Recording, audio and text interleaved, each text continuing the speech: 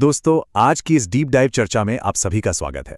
आज का विषय बहुत ही खास है। हम कुछ ऐसी गहरी बातों को खोलने वाले हैं जो सफलता और दौलत को देखने का पूरा नजरिया ही बदल देंगी। अक्सर हम सोचते हैं ना कि पैसा कमाना बस किस्मत का खेल है या केवल कड़ी मेहनत का नतीजा है। पर आज जिस मनोविज्ञान या साइकोलॉजी पर हम बात करेंगे वो दिमाग के सारे तार हिलाकर रख देगी। तो चलिए पूरे ध्यान के साथ इस सफर पर निकलते हैं, क्योंकि आज की यह चर्चा सोच में एक बहुत बड़ा बदलाव लाने वाली है। तो शुरुआत करते हैं इस एक बड़े सवाल से।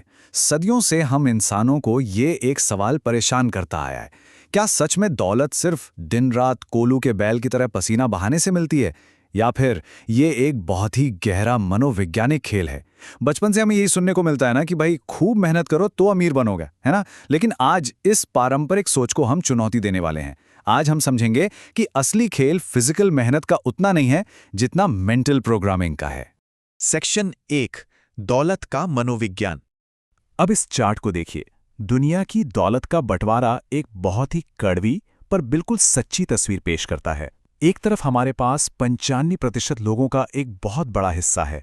ये वो लोग हैं जो हर दिन खुद को थकाते हैं, हाथ तोड़ मेहनत करते हैं। लेकिन अगर दौलत की बात करें तो दुनिया की कुल दौलत के एक बहुत ही छोटे से हिस्से पर इनका नियंत्रण होता है। और दूसरी तरफ ध्यान दीजिए, वो 5% हिस्सा है जो शायद शारीरिक रूप से उतना नहीं थकता, लेकिन वो पूरी दुनिया पर राज करता है। सोचा है ऐसा क्यों है? क्योंकि इस 5% ने अपने अंदर के सॉफ्टवेयर को, अपनी प्रोग्रामिंग को बिल्कुल ठीक कर लिया है। वे समझ गए हैं कि दौलत पैदा करने का असली विज्ञान दिमाग से चलता है। और ये स्लाइड बहुत ही शानदार तरीके से दर्शाती है कि समाज कैसे काम करता है। दुनिया के 95% लोग गर्दन के नीचे वाले हिस्से यानी फिजिकल लेबर से कमाते हैं। वो जिंदगी भर इसी हिस्से को रगड़ते हैं। और सबसे दुख की बात पता है क्या है? इसी हिस्से से कमाकर आखिरी में पूरी दुनिया को ही सब कुछ वापस लौटा देते हैं, तेरा तुझको अर्पण। लेकिन इसके उलट जो 5% लोग हैं वो गर्दन के ऊपर वाले हिस्से यानी अपने दिमाग और अपनी मानसिकता से कमाते हैं। उनका मेंटल सिस्टम इतना सॉलिड होता है कि वो अपने विचारों की ताकत से पूरी दुनिया को अपने काबू में कर सकते हैं। सेक्शन 2, अमीर सोच बनाम गरीब सोच। जरा इमेजिन कीजिए, अंतरिक्ष में एक बहुत बड़ा ग्लोबल सैटेलाइट स्कैनर लगा है जो पृथ्वी के 7.5 अरब लोगों को लगातार देख रहा है। ये स्कैनर कोई भेदभाव नहीं करता, ये बस सबका एनालिसिस कर रहा है और इसने एक सबसे बड़ा सच निकाल कर दिया है। सच ये है कि जो लोग मानसिक रूप से अमीर होते हैं वे जिंदगी में होने वाली हर अच्छी या बुरी घटना के लिए खुद को जिम्मेदार मानते हैं। चाहे जीत हो या हार, उनकी उंगली हमेशा खुद की तरफ ही उठती है। लेकिन इसके बिल्कुल विपरीत एक गरीब सोच हमेशा बाहर की तरफ उंगली उठाती है। अगर जिंदगी में कुछ गड़बड़ हुई तो सरकार की गलती है, सिस्टम खराब है, भ्रष्टाचार है या फिर कंपनी की गलती है। ये जो लगातार दूसरों पर उंगली उठाने की आदत है ना, ये लिटरली बहुत खतरनाक है। क्योंकि जब कोई इंसान ये मानता ही नहीं कि समस्या उसके अंदर है तो खुद को सुधारने का तो कोई चांस ही नहीं बचता। और यही वजह है कि ये माइंडसेट लोगों को हमेशा के लिए एक जाल में फंसाकर रख देता है। सेक्शन 3, सुख की तलाश। अब एक बहुत ही दिलचस्प कहानी सुनते हैं। एक बार दिल्ली से मुंबई का एक ट्रेन सफर चल रहा था। एक हीरो का व्यापारी ट्रेन में बैठा था और एक चोर की नज़र उस पर पड़ गई। चोर ने ठान लिया कि इस सफर में तो वो उस व्यापारी की हीरो की पोटली उड़ाकर ही मानेगा। रात हुई, चोर सोने का नाटक करने लगा ताकि मौका मिलते ही चोरी कर सके। लेकिन व्यापारी भी कम नहीं था, बहुत चतुर था। रात को जब चोर सो गया तो व्यापारी ने वो हीरो की पोटली सीधा उसी चोर की जेब में डाल दी। रात को 1 बजे चोर उठा, उसने व्यापारी का सारा सामान छान मारा, एक एक कोना देख लिया पर कुछ नहीं मिला। अगली रात फिर से यही खेल हुआ। व्यापारी ने पोटली वापस चोर की जेब में रख दी। चोर पूरी रात परेशान रहा, लेकिन पोटली उसके हाथ नहीं लगी और ऐसे ही करते करते वो मुंबई स्टेशन पहुंच गए। यहां मुंबई स्टेशन पर 1 सेकंड के लिए रुकते हैं। चोर आखिर थक हार कर व्यापारी के सामने हाथ जोड़कर खड़ा हो जाता है और कहता है, भाई मैं चोरी छोड़ दूंगा, मेरा पूरा खानदान चोरी छोड़ देगा, बस इतना बता दे कि तूने वो पोटली छुपाई कहाँ थी। अब जरा हम लोग सोचें, आखिर उस चोर को पोटली मिली क्यों नहीं? उसने व्यापारी का सारा सामान तो छान लिया था, फिर भी वो नाकाम क्यों रहा? क्योंकि वो खजाना, वो पोटली पूरे टाइम उसी चोर की अपनी ही जेब में रखी हुई थी। व्यापारी ने उसे कहीं और नहीं बल्कि चोर की जेब में ही छिपा दिया था। एक कहानी एक बहुत ही गहरा रूपक है, एक मेटाफर है। ध्यान से सोचे ना तो हम इंसान भी बिल्कुल उस चोर की तरह ही हैं। पूरी दुनिया अपना सुख, अपनी दौलत, अपनी सफलता दूसरों में ढूंढ रही है। हमें लगता है इससे खुशी मिल जाएगी, उससे दौलत मिल जाएगी, लेकिन असली खजाना तो अपनी ही जेब में, अपने ही भीतर छिपा है। जब तक हम अपने अंदर झांक कर नहीं देखेंगे ना। सेक्शन 4, स्वयं की जिम्मेदारी। चलिए इस बात को एक रियल वर्ल्ड एग्जाम्पल से समझते हैं। बात साल 2005 की है। वक्ता को उनके एक दोस्त के जरिए एक बहुत ही शानदार अवसर मिला, स्कॉटलैंड जाने का मौका।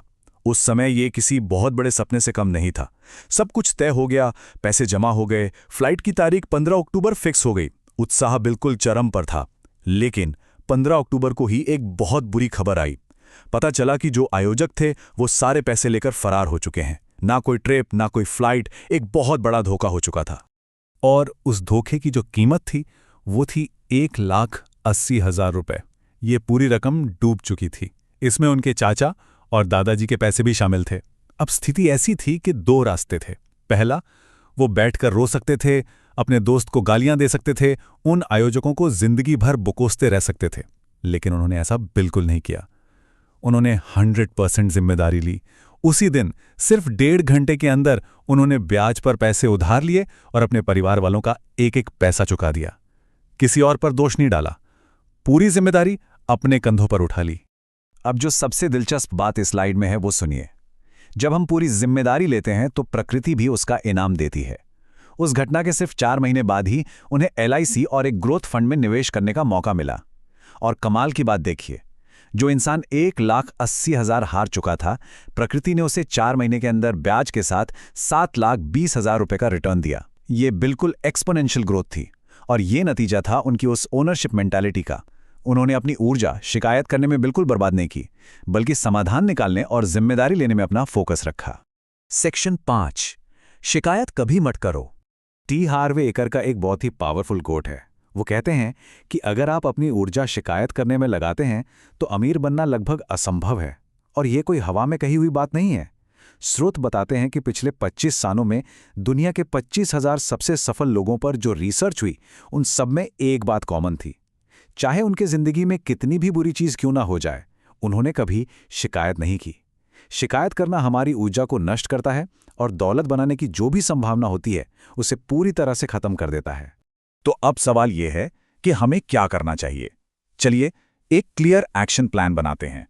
पहला कदम, दूसरों पर दोष मढ़ना आज और अभी से बंद किया जाए। सरकार, इकोनॉमी या हालात को कोसने से कुछ नहीं होगा। दूसरा कदम, हर दिन अपने कामों का मूल्यांकन हो। रात को सोने से पहले खुद से पूछा जाए कि आज कितनी बार दूसरों पर उंगली उठाई और कितनी बार खुद पर।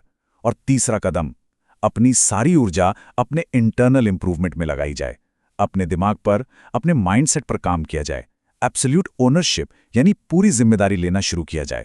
हम इस चर्चा के बिल्कुल आखिरी पड़ाव पर आ चुके हैं और यहां एक बहुत ही जरूरी और झकझोर देने वाला सवाल सामने आता है। आज हमारी उंगलियां किस तरफ इशारा कर रही हैं? क्या वो अभी भी बाहर दुनिया की तरफ उठी हैं या फिर अंदर खुद की तरफ पॉइंट कर रही हैं? ये याद रखिए, जिस दिन ये उंगली हमेशा के लिए खुद की तरफ घूम जाएगी, ठीक उसी दिन से दौलत और सफलता की असली कहानी शुरू होगी।